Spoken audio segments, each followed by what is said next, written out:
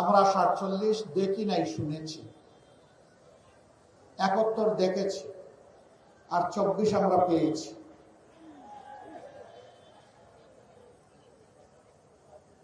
'47 যে আকাঙ্ক্ষা ছিল, 71 হুবহু তাই ছিল। 24 সেই আকাঙ্ক্ষার বাস্তবায়নের বিস্ফোরণ ঘটেছিল। 47 পরে 23 বছর জাতির আকাঙ্ক্ষা পূরণ হয়নি। 71 পরে 52 বছর সেই আকাঙ্ক্ষা পূরণ হয়নি। এখন 54 অতিক্রম হয়ে গেছে। 24 আমাদের যুব সমাজ, ছাত্র ছাত্রীরা বিশাল কোনো দাবি নিয়ে রাস্তায় নামেনি। তাদের একটি ন্যায্য দাবি, অতি সাধারণ একটা দাবি নিয়ে নেমেছিল, কোটা সংস্কারের আন্দোলন। কিন্তু অতীতের মতো ফ্যাসিবাদী কায়দায় এই আন্দোলনকে দমানোর চেষ্টা করা হয়েছে। জুলাই মাসে এই আন্দোলন দানা বাঁধে। জুলাই 15 তারিখে আন্দোলন জ্বলে ওঠে। আপনাদের স্মরণ থাকার কথা, 15 তারিখ রাতে ঢাকা বিশ্ববিদ্যালয়ে আমাদের কলিজার টুকরা মেয়েদের উপর যখন হাতুড়ি বাহিনী আঘাত করেছিল, সারা বাংলাদেশ একসাথে জ্বলে উঠেছিল। তারপরের দিন 16 তারিখ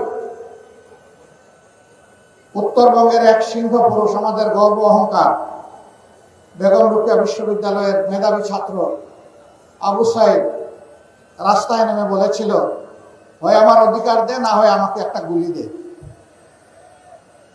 সে ডানা পেতে বলেছিল, বুকের ভিতরে তুমুল ঝড়, বুক পেতেছি, গুলি কর। রাস্তা ছাড়ে নাই, বীরের মতো দাঁড়িয়েছিল। 1, 2, 3 পরপর 3টি গুলি করে তাকে খুন করা হয়েছে।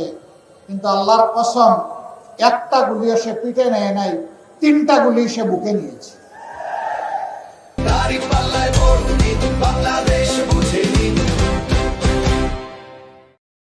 এটি বীরের পরিচয়। আমরা তার প্রতি গভীর শ্রদ্ধা নিবেদন করি। একই দিনে তার আরো 5 জন সহকর্মী দেশের বিভিন্ন জায়গায় শাহাদত বরণ করে।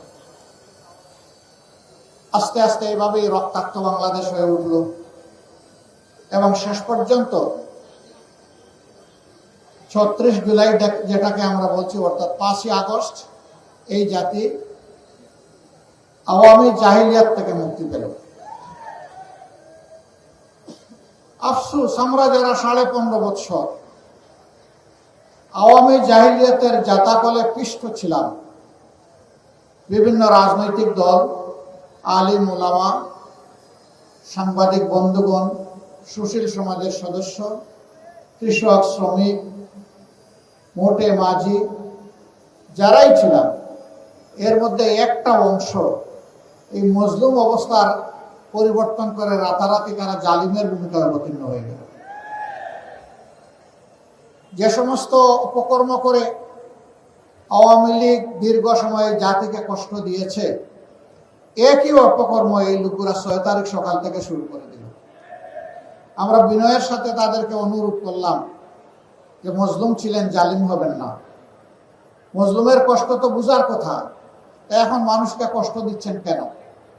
কিন্তু না, আমরা লক্ষ্য করলাম বেপরোয়া গতিতে চাঁদাবাজি, দখলবাজি, মামলাবাজি শুরু হয়ে গেল। এখনো অনেকে বলেন, বড় বড় ব্যবসায়ীরা বলেন, আমরা যাব কোথায়? আমাদেরকে জিম্মি করে আমাদের বিরুদ্ধে মার্ডার মামলা দিয়ে এখন আমাদের কাছ থেকে কোটি কোটি নয়, শত শত কোটি টাকা দাবি করা হচ্ছে। কারা দাবি করছে জানেন? এই 15.5 বছর যারা বাংলাদেশের মাটিতে ছিলেন না, পালিয়ে গিয়ে অন্য কোনো জায়গায় নিরাপদ আশ্রয় গ্রহণ করেছিলেন, ফিরে এসে তারাই সেই মামলা বাণিজ্য করছে।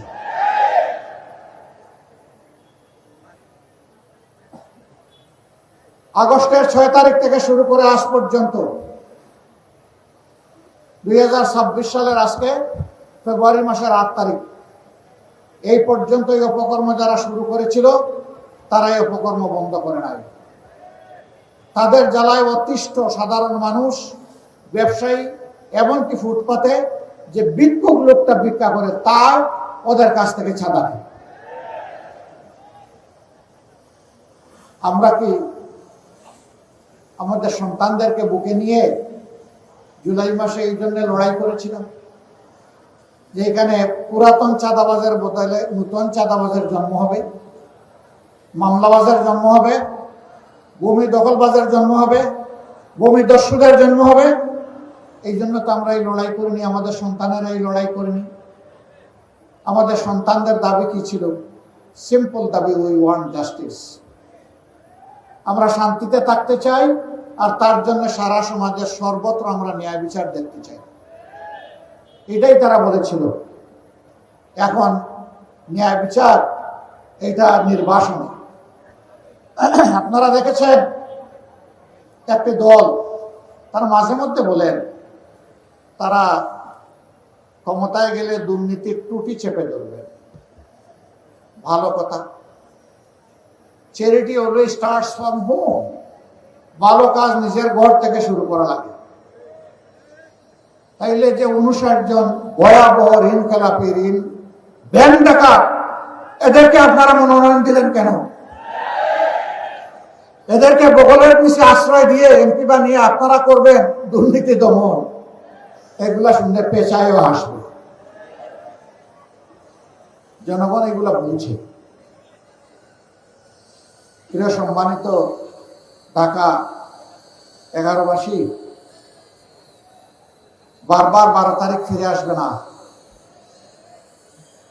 5 আগস্টের অসম্পূর্ণ কাজ সম্পন্ন করার দিন হচ্ছে আগামী 12 তারিখ। 5 আগস্ট যে আকাঙ্ক্ষা নিয়ে রক্ত দিয়েছিল আমাদের সন্তানেরা, ভাইয়েরা, বোনেরা, শিশু, বৃদ্ধ, আবাল বনিতা, ওই রক্তের ঋণ পরিশোধ করার দিন হলো 12 তারিখ। এই রক্তের সাথে যারা বেইমানি করবে, ইতিহাস তাদেরকে ক্ষমা করবে না। সারা বাংলাদেশ এখন জেগে উঠেছে। তরুণ যুবকেরা তাদের দৃষ্টিভঙ্গি জানিয়ে দিয়েছে। তারা বলে দিয়েছে আমরা পুরানো বন্দোবস্তে আর নাই, বস্তাপতা রাজনীতি আর ফিরিয়ে আনতে চাই না। নতুন বাংলাদেশ আমরা দেখতে চাই। বাংলাদেশের নতুন রাজনীতির উত্থান চাই। ইতিমধ্যে এই রায় যুব সমাজ দিয়ে দিয়েছে।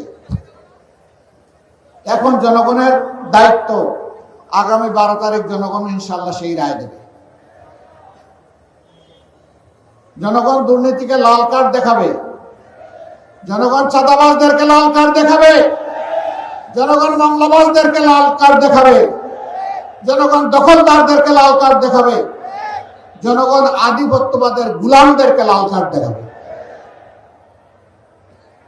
আবরার ফাহাদ, আবু সাইদ, সাদিক, হাদি, আমরা তোমাদের কাছে আর তোমাদের বন্ধুদের কাছে আমরা বড় ঋণী। আমরা কথা দিচ্ছি ইনশাআল্লাহ তোমাদের আকাঙ্ক্ষার নতুন বাংলাদেশ হলে, দেশ এবং জনগণের সেবা করার সুযোগ পেলে তোমরা যেমনটা চেয়েছিলে আমরা তেমনটাই যৌবনদীপ্ত বাংলাদেশ গড়ে তুলব ইনশাআল্লাহ। এই বাংলাদেশ যুবকদের হাতে আমরা তুলে দিতে চাই। আমরা যুবকদের হাতে বাংলাদেশের দায়িত্ব দিতে চাই। আমরা বেকার ভাতা দিতে চাই না। 24-এর যুবকেরা কোথাও গিয়ে কারো কাছে বলে নাই দে দে বেকার ভাতা দে, স্লোগান দিয়েছিল কেউ?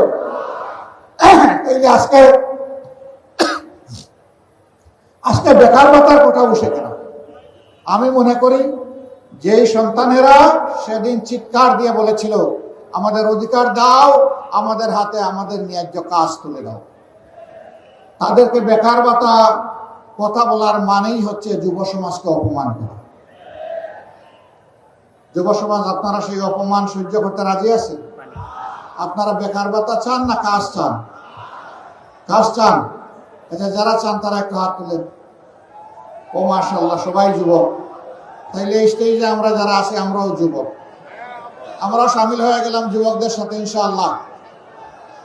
সম্মানিত ভাইরা, 10 টাকা শের ধরে চাল খেয়ে এখনো পেটের ভিতর গরম রয়েছে, ফাঁপা যায়নি। এখন আবার নতুন করে এই কার্ড সেই কার্ড, গাঁঠে গাঁঠে কার্ড। এই সব কার্ড হইল বুয়া কার্ড। যেমন 10 টাকা দরের চালের আশ্বাসটা ছিল ভুয়া, এই কার্ড গুলা হইল সেই রকম ভুয়া। এইসব ভুয়া কার্ডকে আগামী 12 তারিখ জনগণ ইনশাল্লাহ লাল কার্ড দেখাবে। এরপরে যে বাংলাদেশ জনগণের আকাঙ্ক্ষার ভিত্তিতে মহান আল্লাহর ইচ্ছায় গড়ে উঠবে, সেই বাংলাদেশে ইনশাআল্লাহ এই সমস্ত সামাজিক অপকর্ম চলতে দেওয়া হবে না। ন্যায় বিচার ইনশাআল্লাহ কায়েম হবে। বিচার এক একজনের জন্য এক এক রকম হবে না। সাধারণ একজন মানুষ অপরাধ করলে ওই নির্দিষ্ট অপরাধের জন্য বিচার করে তার যে শাস্তি হবে, দেশের প্রেসিডেন্ট প্রধানমন্ত্রী একই অপরাধ করলে তাদেরকেও ছাড় দিয়ে কথা বলা হবে না। একইভাবে তাদেরকেও বিচারের আওতায় আনা হবে, আসতে হবে। সেই দিনই ন্যায় বিচার কায়েম হবে ইনশাআল্লাহ। অপরাধে কারো কোনো দায় মুক্তি নেই। অপরাধ করেছে, অপরাধীকে শাস্তি পেতে হবে। দেশের টাকা লুণ্ঠন করে যারা বিদেশে পাচার করেছেন, তারা সহজেই টাকা ফেরত দিবেন আমরা জানি, কিন্তু এটা কার টাকা? এটা কি তাদের বাপদাদার টাকা? এটা 18 কোটি মানুষের টাকা। আজকে জন্ম নেওয়া শিশুর টাকা। ফুটপাতে হাত পেতে মানুষের কাছ থেকে যে ভাই বোন ভিক্ষা করে, এটা তাদেরও টাকা। রাষ্ট্রের আয়ের 3 খাত, ট্যাক্স, বিদেশি অনুদান এবং বিদেশি ঋণ, এই 3টা মিলে রাষ্ট্রের তহবিল সমস্ত মানুষের উপরে সমানভাবে এর দায়বর্তা।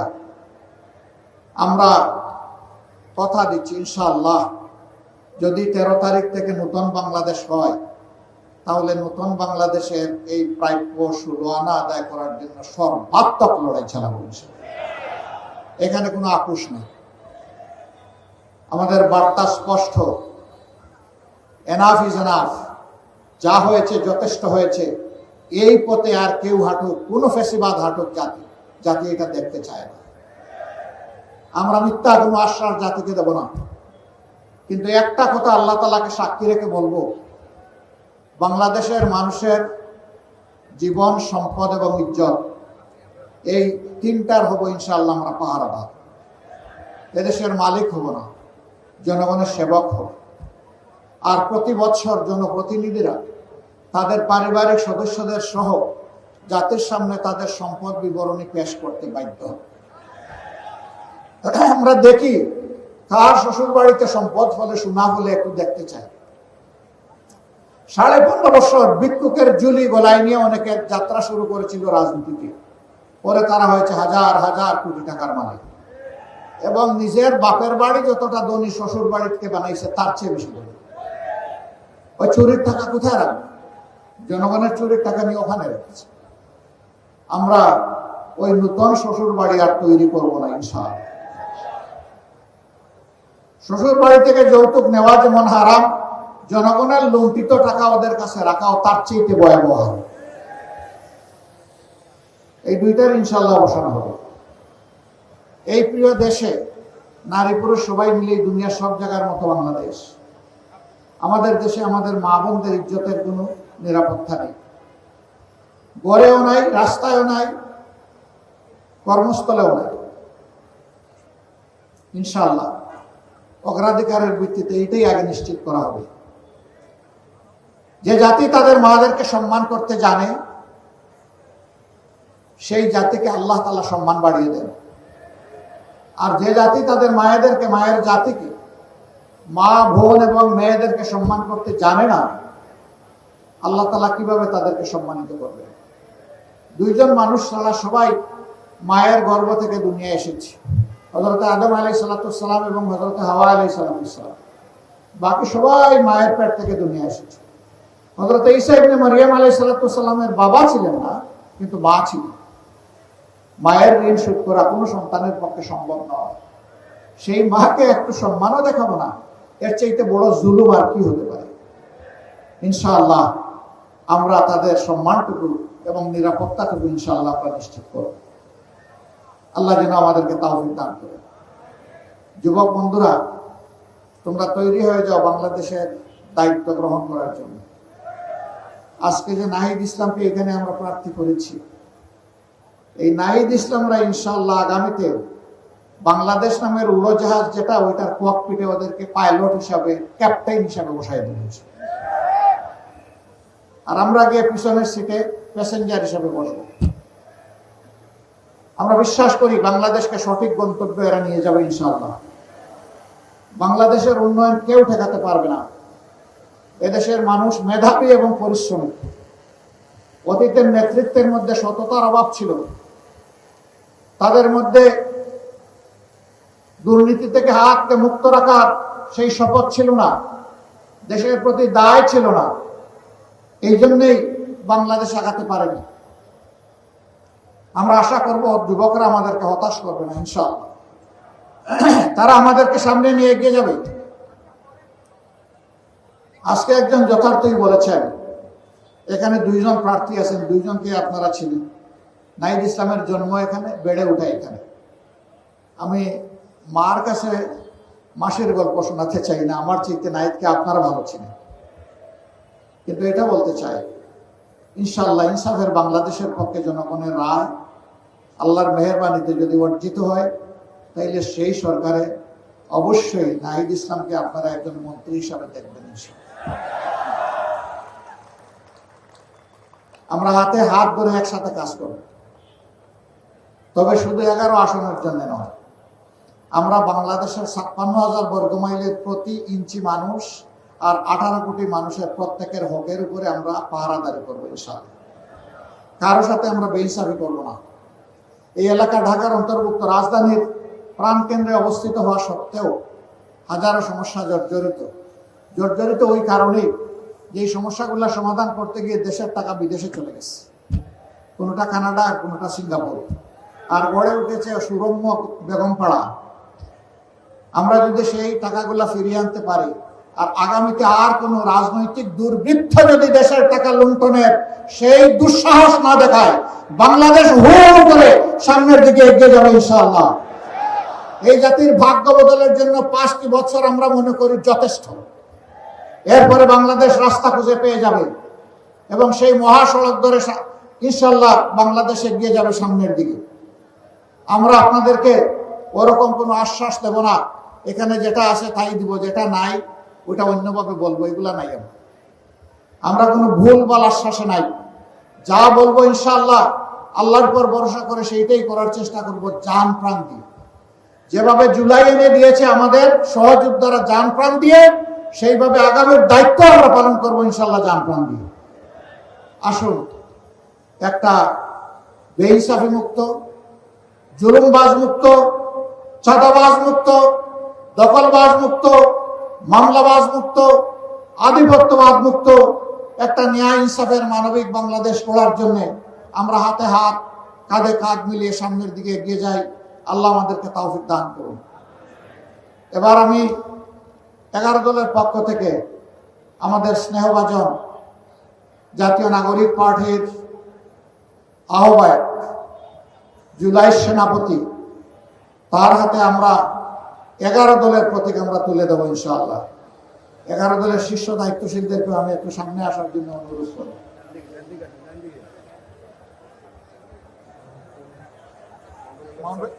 মুম্বাই চলে গেছে? আচ্ছা, বাকি যারা আছেন তারা থাকবে ইনশাআল্লাহ। আলহামদুলিল্লাহ। এটা দিব এখানে শক্ত করে ভাই। প্রতীক আছে? কোন সে প্রতীক? একটু জুড়ে, আরো জুড়ে ইনশাআল্লাহ, মাশাআল্লাহ। ভাই বোনদের ইনশাআল্লাহ 12 তারিখ দলে দলে সমস্যরে সকাল সন্ধ্যা সারাদিন সিল মারো ভাই, সিল মারো, সিল মারো ভাই, সিল মারো ইনশাআল্লাহ। বিজয়মালা 12 তারিখ ইনশাআল্লাহ হবেই হবে। মাশাআল্লাহ, সবাইকে ধন্যবাদ। এখন থেকে ঘরে ঘরে শাপলা কলি ইনশাআল্লাহ। কলি কলি থাকবে না, 13 তারিখ শাপলা হয়ে ফুটবে ইনশাআল্লাহ।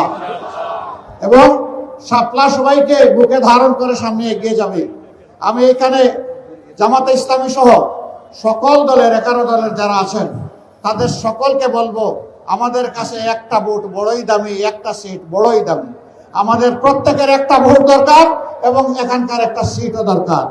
এই ভোটগুলোকে শাপলার বাক্সে ঢুকানো পর্যন্ত এখন থেকে পাহারাদারি করবেন ইনশাআল্লাহ। কাউকে ছেড়ে দিবেন না। কোনো দুর্বৃত্ত যাতে আপনাদের ভোটকে এদিক সেদিক করার দুঃসাহস না দেখায়। আপনারা জুলাইয়ে যেমন পাহারাদারি করেছেন বীরের মতো, এখন জুলাইকে সফল করার জন্য 12 তারিখ পাহারাদারি করবেন একইভাবে ইনশাআল্লাহ। বোনেরা এখানে কষ্ট করে এসেছেন, মায়েরা এসেছেন, মেয়েরা এসেছেন, সবাইকে আমরা কৃতজ্ঞতা জানাই। দোয়া করবেন আল্লাহ তাআলার মেহেরবানিতে বাংলাদেশ যেন জুলুমবাজ মুক্ত হয় এবং নতুন কোনো জুলুমবাজ যেন এই জাতির গাড়ে চেপে না বসে। আমরা চোখের পানি দিয়ে আল্লাহর দরবারে আমরা সাহায্য চাইব। আল্লাহর সাহায্যই আমাদের জন্য বড়। নাসরুম মিনাল্লাহি ওয়া ফাতহুন কারীব ওয়াবাশশিরিল মুমিনিন। লিল্লাহি তাকবীর, লিল্লাহি তাকবীর, ইনকিলাব ইনকিলাব, জিন্দাবাদ জিন্দাবাদ, ইনকিলাব জিন্দাবাদ। আসসালামু আলাইকুম ওয়া রাহমাতুল্লাহ।